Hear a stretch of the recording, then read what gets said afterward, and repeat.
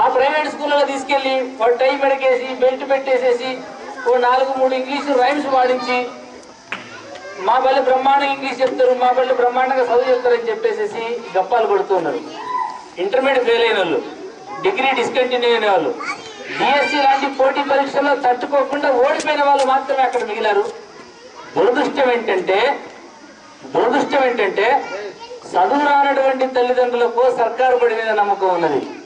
చదువు వచ్చినటువంటి వాళ్లకు సత్తా లేనటువంటి పంతుల దగ్గర పంపిస్తున్నారు వాళ్ళ పిల్లల్ని. ఎంత దుర్మార్గమో అజ్ఞానమో నాకు అర్థం కావట్లేదు. వాళ్ళ పిల్లలకి ఆ 3వ తరగతిలో 4వ తరగతిలోనో ఐఐటి ఫౌండేషన్ పేరుతోటో టెక్నో పేరుతోటో లేదా ఇంకో డిజిటల్ పేరుతోటో మంచి ప్రతిపాదన పెట్టారు శ్రీధర్ గారు.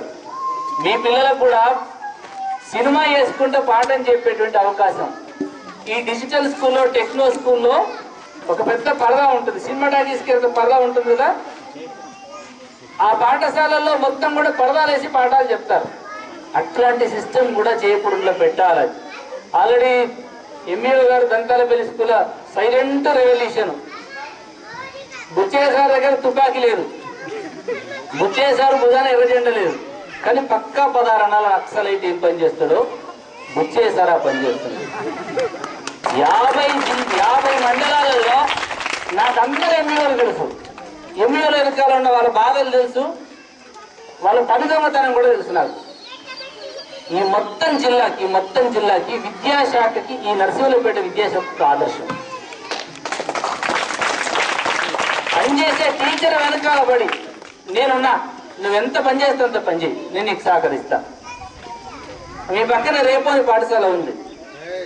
రేపోని పాఠశాల చిన్న పాఠశాల, అది డిజిటల్ పాఠశాల. వాళ్ళ పాఠశాల ప్రొజెక్టర్ ఉంది. అరే వాళ్ళ పాఠశాల ప్రొజెక్టర్ ఉన్నది, మరి మన పాఠశాల సంగతి ఏందని చెప్పేసి దంతాలపల్లి పాఠశాల అక్కడ ప్రొజెక్టర్ సంపాదించి పెట్టారు బుచ్చేశారు. అరే అక్కడ ఉన్నది మరి శ్రీధర్ గారు మీ పాఠశాల సంగతి ఏందని చెప్పేసి శ్రీధర్ గారిని అడిగారు.